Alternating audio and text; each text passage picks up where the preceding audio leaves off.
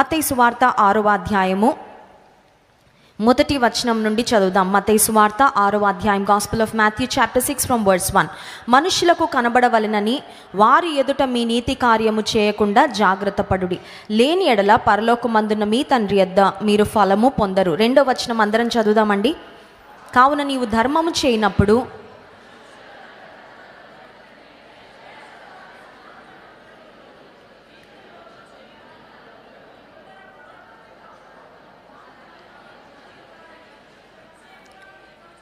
నీవైతే ధర్మము చేయనప్పుడు నీ ధర్మము రహస్యముగా ఉండు నిమిత్తము నీ కుడి చేయి చేయునది నీ ఎడమ చేతికి తెలియక ఉండవలెను. 4వ వచనం చాలండి. రహస్యము అనే ఒక మాట ఇక్కడ మనం చూస్తా ఉన్నాం. కొంతమందిని ఏమంటారంటే వీరు చాలా లోతు మనుషులండి అంటారు. లోతు మనుషులు అంటే ఏంటంటే వీరి దగ్గర చాలా రహస్యాలు ఉంటాయండి, ఏది బయటకి చెప్పరండి, వాళ్ళ హృదయంలో ఏది కూడా బయటకి తెలవనివ్వరండి. ఎవరు ఎంత లోతు మనుషులైనా మన హృదయంలో ఉన్న లోతైన విషయాలన్నీ కూడా బాహాటముగా మన పరలోకపు తండ్రికి తెలుసు. రహస్యమందు చూచే తండ్రంట ప్రతిఫలం ఇస్తారని. మనుషులిచ్చే ప్రతిఫలాలు మన బాహ్య జీవితానికి సంబంధించినవైతే దేవుడిచ్చే ప్రతిఫలము మన రహస్య జీవితానికి సంబంధించినది అని గుర్తుపెట్టుకోవాలి. చాలాసార్లు బాహ్య జీవితము or public life is what we are mostly concerned about. బయట మనుషులు చూసే విధానంలో మనం జాగ్రత్తగా ఉండాలని చాలా జాగ్రత్త పడుతూ ఉంటాం. ఎంత చెడ్డవారైనప్పటికీ మనుషులకు కనబడేటప్పుడు మాత్రం చాలా మంచివారుగా ఉండాలని తమ లెవెల్ బెస్ట్లో ప్రయత్నం చేస్తూ ఉంటారు. ఎందుకంటే నా రహస్య జీవితం ఎలా ఉన్నప్పటికీ సమాజంలో కొంచెం గౌరవప్రదంగా ఉండాలండి, సమాజంలో కొంచెం మంచి పేరు తెచ్చుకోవాలండి, సమాజం దృష్టిలో కొంచెం విలువ తెచ్చుకోవాలండి అని బాహ్య జీవితము బహిరంగ జీవితం విషయంలో చాలా జాగ్రత్తగా ఉంటాం. అందుకే పబ్లిక్లోకి వెళ్ళినప్పుడు నోరు తెరవాలంటే 2 సార్లు ఆలోచిస్తాం కదండి. పబ్లిక్లోకి వెళ్ళినప్పుడు ఒక పని చేయాలంటే 2 చుట్టూ చూస్తూ ఉంటాం కదా. ఏదైనా ఒక పని చేయాలంటే పబ్లిక్లో కింద పడ్డాం అనుకోండి, ముందు నా కాలు ఇరిగిందా, నా చెయ్యి ఇరిగిందా, నా బట్ట చిరిగిందా అని ఏం చూస్తాం, ఎవరెవరు ఉన్నారు, ఎవరెవరు చూశారు, ఎవరెవరు నవ్వారు, ఇది బాగా పట్టించుకుంటూ ఉంటాం. ఎందుకంటే we are more concerned about people's opinions about us. మన గురించి ఎవరు ఏమనుకుంటున్నారో ఇదే ఆలోచన. ఒక మాట చెప్పమంటారా, ఎంతసేపు వారేమనుకుంటున్నారు వీరేమనుకుంటున్నారు అనే ఆలోచనలో if you are caught up, ఆలోచనే కనుక నీ మనసులో ఎక్కువ మెదలాడుతుందంటే నీవు మనుషుల దయను సంపాదించుకోవడానికి ఎక్కువ ప్రయాస పడుతున్నావని అది ఒక పెద్ద ప్రూఫ్ అన్నమాట. చాలాసార్లు మనకి మనుషుల దగ్గర మంచి పేరు, మనుషుల ఎదుట అప్రూవల్ కావాలా, మనుషుల దగ్గర నేను ఓహో శబాష్ అని అనిపించుకోవాలని ఎక్కువగా అదే ఆలోచన. కానీ దేవుడు మన అంతరంగాన్ని చూస్తున్న దేవుడు మనుషుల కొరకు మనం ఎక్కువ ఆలోచిస్తూ ఉంటే ఆయన బాధపడతాడండి. ఎందుకంటే మనల్ని సృజించింది మనుషులు కాదే, మనల్ని నడిపిస్తుంది మనుషులు కాదే, మనకు జీవం ఇచ్చింది మనలో జీవం పోసింది మనుషులు కాదే, దేవుడు. ఆయన ఉన్నాడు మన వెనకాల, ఈ జీవితం వెనకాల, ఈ ఊపిరి వెనకాల, ఈ ఆయుష్ వెనకాల దేవుని చిత్తము, దేవుని సంకల్పము, దేవుని ప్రణాళిక, దేవుని ఉద్దేశం ఉంది. నిన్ను కంట్రోల్ చేస్తున్నాడు. ఒకవేళ ఒక మనిషి అయితే నువ్వు చాలా ఒక పొరపాటులో ఉన్నావన్నమాట, ఒక నెట్లో ట్రాప్ అయి ఉన్నావని గుర్తించాలి. ఎంత త్వరగా ఆ ఆలోచన నుండి, ఆ ఆలోచన విధానం నుండి బయటపడతావో అప్పుడే నువ్వు సరిగ్గా యథార్థంగా నమ్మకంగా దేవుని కొరకు జీవించగలవు. ఇక్కడ యేసుక్రీస్తు ప్రభువారు ఇచ్చుటను గురించి చెప్తా ఉన్నారు. ఇచ్చేటప్పుడు అంట జాగ్రత్తగా ఉండాలంట. ఇవ్వడం తప్పు అని చెప్పట్లేదండి, పుచ్చుకొనుట కంటే ఇచ్చుట ధన్యము. God's people should be givers. ఎప్పుడు చెప్తా ఉంటాం, దేవుని ప్రజలు ఇచ్చేవారిగా ఉండాలి, నీవు ఇతరులకు ఇచ్చే వ్యక్తిగా ఉండాలి, నీ దేవుని కొరకు ఇచ్చే వ్యక్తిగా ఉండాలి. ఈ రోజుల్లో మనుషులంతా బిజినెస్ మైండ్ తయారైపోయింది కదండి. ఎవరైనా ఒక కనెక్షన్ దొరికిందంటే, ఒకరు పరిచయం అయ్యారంటే వీరి నుండి నేను ఎలా మేలు పొందుకోవాలి అని మాత్రమే ఆలోచన చేస్తారు. అంతే, ఈ రోజుల్లో బిజినెస్ మైండ్ అలా తయారైపోతుంది మనుషులకి. నేను ఏం చేసినా నాకు ఏ ప్రతిఫలము వస్తుంది, నాకు ఎవరి వలన ఏ మేలు కలుగుతుంది అనే ఆలోచన. సో మనుషులు ఎక్కువ నేను ఎలా పొందుకోవాలని ఆలోచిస్తున్నారు. కానీ దేవుని బిడ్డల యొక్క ఆలోచన ఎలా ఉండాలంటే, నేను ఏమి ఇవ్వగలను, నేను ఇతరులకు ఎలా దీవెనకరంగా ఉండగలను, అది దేవుని మనసు. యేసుక్రీస్తు ప్రభువారు మత్తయి సువార్త 6వ అధ్యాయంలో ఇచ్చుటను గురించి మాట్లాడుతూ, మీరు ఇచ్చే సమయంలో ధర్మము చేయనప్పుడు ఎలా చేయాలంటే 2వ వచనం చూడండి, మనుష్యుల వలన ఘనత నొందవలెనని వేషధారులు సమాజ మందిరములలో వీధులలో చేయులాగున మీ ముందర బూర ఊదింప వద్దు, వారు తమ ఫలము పొంది ఉన్నారని నిశ్చయముగా మీతో. మనుషులు చూడాలని మాత్రమే చేసేవాళ్ళు ఉంటారండి. వారు ప్రేమతో చేయరు, వారు ఇతరుల మీద కన్సర్న్తో చేయరు, వారు కేవలం గుర్తింపు కొరకు మాత్రమే చేస్తారంట. అర్థం ఏంటంటే వారి యొక్క ఆలోచనలు సరిగ్గా లేవు.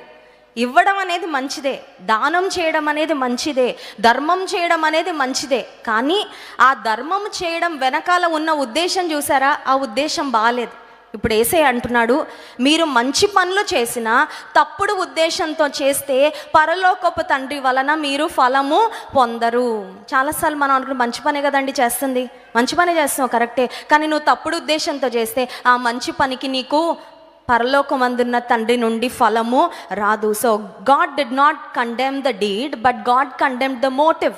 యేసుక్రీస్తు ప్రభు సరైన దృక్పథంతో నీవేం చేసినా చేయాలి. అందువలన దేవుని ప్రజలు ఒక పాట పాడినా, ఒక ప్రార్థన చేసినా, ఒక ఆరాధన చేసినా, దేవుని సంఘానికి ఏదైనా ఇచ్చినా, దేవుని కొరకు ఏదైనా వాడబడినా, ఇతరులకు దేవుని ప్రేమ చూపించినా ఒకసారి సెల్ఫ్ చెక్ చేసుకోవాలి. ఏమనంటే నేను మంచి ఆలోచనతో చేస్తున్నానా, లేకపోతే ఏదన్నా తప్పుడు ఆలోచనతో నేను చేస్తున్నానా, తప్పుడు ఉద్దేశాలతో నేను చేస్తున్నానా.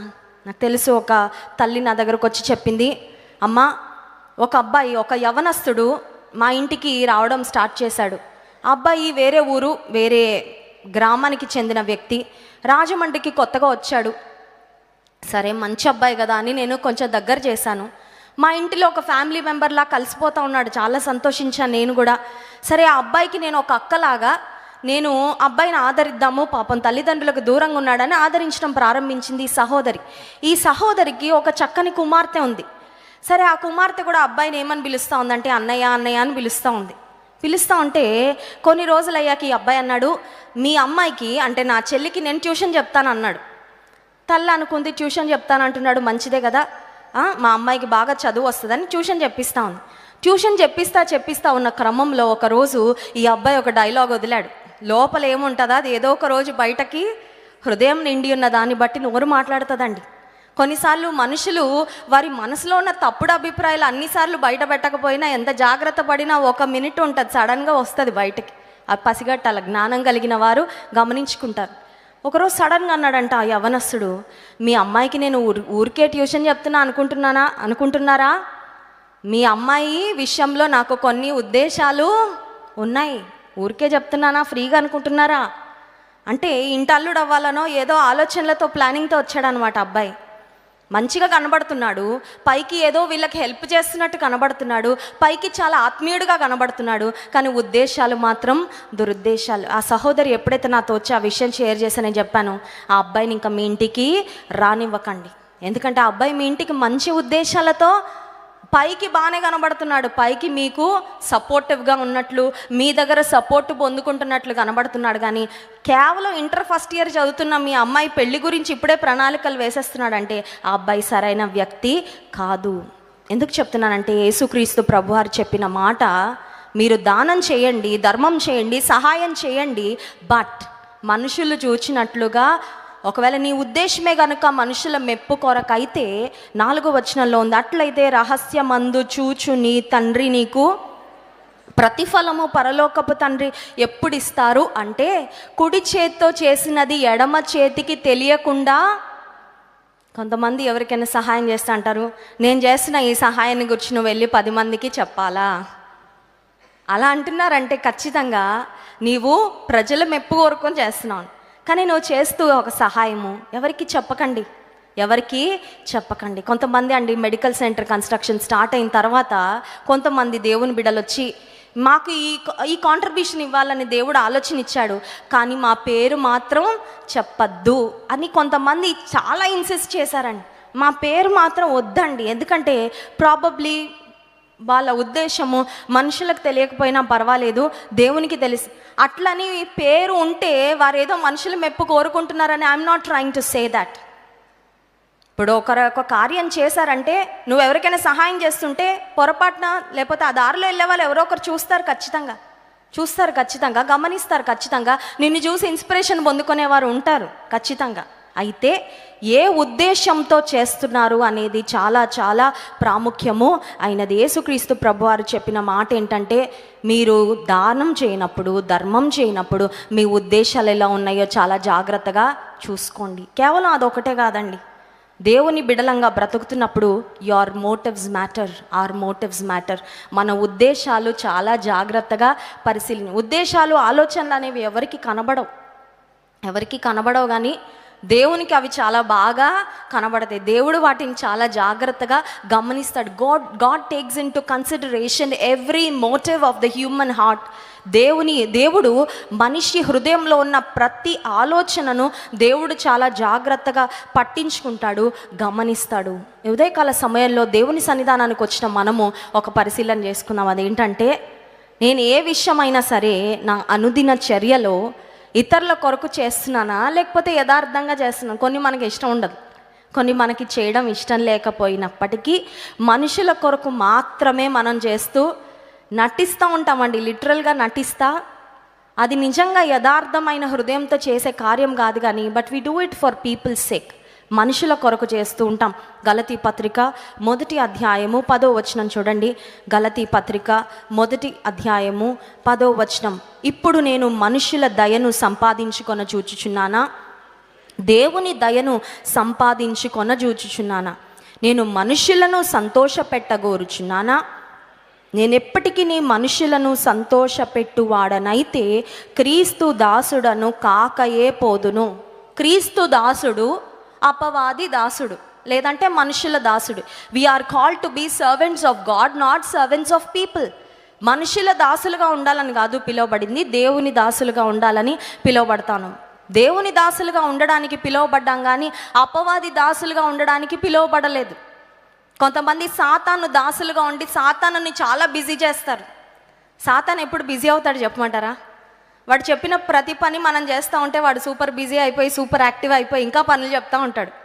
ఉదయం లేవగానే సాతాను ఒక మాట అన్నామనుకో, he comes with another work, another project, another assignment. అపవాది అంటాడు, ఇప్పుడు ఈ మాట అన్నావు కదా, ఇప్పుడు ఫోన్ పట్టుకొని పలానా కాన్వర్జేషన్ చేయి. అది అయిపోయాక నీ సెల్ ఫోన్లో పలానా వెబ్సైట్కి వెళ్ళి పలానాది చూడు. అది అయ్యాక అపవాది అంటాడు, ఆ తర్వాత టీవీలోకి వెళ్ళి టీవీ ఆన్ చేసి పలానాది వాచ్ చేయి. ఆ తర్వాత this is how you waste your time, you kill your time. నీ సమయాన్ని ఇలా వ్యర్థపరచు. కొంతమంది అపవాదిని బిజీ చేసేస్తారు. ఎలా అంటే, అపవాది చెప్పిన ప్రతిదీ ఫాలో అయిపోయి, ఎస్ సార్, ప్రెజెంట్ సార్, ఉన్నాను సార్, చేస్తాను సార్ అని అపవాదికి చెప్పి, అపవాది నువ్వు చేస్తా ఉంటే చెప్తానే ఉంటాడు. నిన్ను ఎలా బిజీగా పెట్టాలో, దేవుని చిత్తము నుండి నిన్ను ఎలా తప్పించాలో, దేవునికి ఇష్టమైన మార్గాల్లో ఎలా నిన్ను నడిపించాలో అపవాదికి ఒక అద్భుతమైన స్కీమ్ అండ్ ప్రణాళిక, ప్లానింగ్ ఉందండి. నువ్వు ఫస్ట్ మాటే అపవాది నిన్ను సైడ్ ట్రాక్ చేయడానికి at the beginning of the day, ఉదయకాలంలోనే ఏదైనా ఒక మాట అనగానే నువ్వు అక్కడే కౌంటర్ వేసావంటే ఇంకొక 2 ప్రయత్నాలు చేసి he will give up on you. అపవాది అనుకుంటాడు, ఈమంత ఈజీగా వంగే మనిషి కాదు, నా మాట అంత ఈజీగా ఫాలో అయ్యామే కాదు, ఇంకొకరిని చూసుకుందాంలే, ఇంకొకళ్ళ దగ్గరికి వెళ్ళి నా పనేదో నేను చేసుకుందామని అపవాది నిన్ను విడిచి వెళ్ళిపోతాడు. అందుకే నేను ఒక దగ్గర చదివాను, ఏమనంటే అపవాదికి పని ఇవ్వకూడదంట. మనల్ని బిజీ చేసే పని అపవాదికి, దేవుడు చెప్పిన పని చేయడంలో బిజీగా ఉంటే అపవాది చెప్పే పనులు వినడానికి మనకి చెవులు కూడా ఉండవు. హల్లెలూయా. Idle man's brain is devil's workshop అంటారు తెలుసా? ఉద్యోగం లేకుండా ఇంట్లో ఉండేవాళ్ళు, సెలవు దినాలు ఉన్నవాళ్ళు, బాగా నిద్రపోయి మేడ మీదకి వెళ్ళి తిరిగేవాళ్ళు బహుజాగ్రత్తగా ఉండాలి. ఎందుకు తెలుసా? ఖాళీగా ఉంటే ఈజీగా దొరికేస్తావు అపవాదికి. ఎందుకంటే ఖాళీ బుర్రలో కోటి ఆలోచనలు పుడతా ఉంటాయి. దావీదు కూడా అట్లనే దొరికేశాడండి.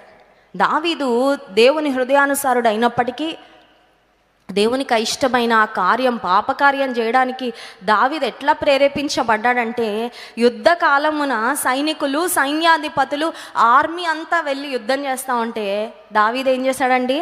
ఒక్కడే ఇంటి దగ్గర ఉన్నాడు. మేడ పైన అటు ఇటు తిరుగుతా. ఈవినింగ్ వాకింగ్కి వెళ్ళడం మంచిదే, కాదనట్లే. Walking is a good exercise.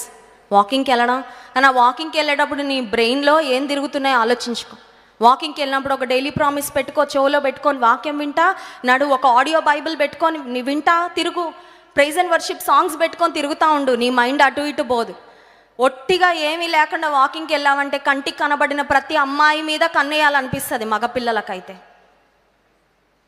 కనిపించిన ప్రతి ఒక్కరిని ఎలా ఏడిపించాలనే ఆలోచనలు వస్తాయి కొంతమందికి, అవునా కదండి? ఆమె ఎలా నడుస్తుంది, ఆయన జుట్టు ఎలా ఉంది, వాళ్ళ డ్రెస్సింగ్ ఎలా ఉంది, అందరి మీద కమెంట్ చేయడానికి దేవుడు మనల్ని పెట్టలేదే ఈ లోకంలో. నీకు ఇంకా నీ జీవితానికి గొప్ప పర్పస్ ఉందమ్మా. వాళ్ళని వీళ్ళని చూసి కామెంట్ చేయడానికి కాదు ఈ లోకంలో నీవు ఉన్నది. క్రీస్తు దాసుడు అపవాది యొక్క దాసుడు. ఇక్కడ గలతీ పత్రికలో దైవజనులైన పౌలు అంటున్నాడు, నేను మనుషులను సంతోషపెట్టువాడనా కాదు, మనుషులను సంతోషపెట్టేవాడను కాను. మరి ఎవరిని సంతోషపెట్టేవాడును? ప్రతి ఉదయకాల సమయంలో లేవగానే అనుకోవాలి, యేసయ్య ఈరోజు నీ ముఖంలో నేను ఒక నవ్వు పెట్టాలయ్యా. I want to see a smile on your face. Jesus, when you look at me, I want to see your smile. నన్ను చూసినప్పుడు నా జీవితము నీకు అంగీకారయోగ్యంగా ఉన్నప్పుడు నువ్వు నన్ను గూర్చి ఆనందిస్తావయ్యా. అటువంటి బ్రతుకు, అటువంటి జీవితము నేను జీవించాలని కోరుకుంటున్నాను.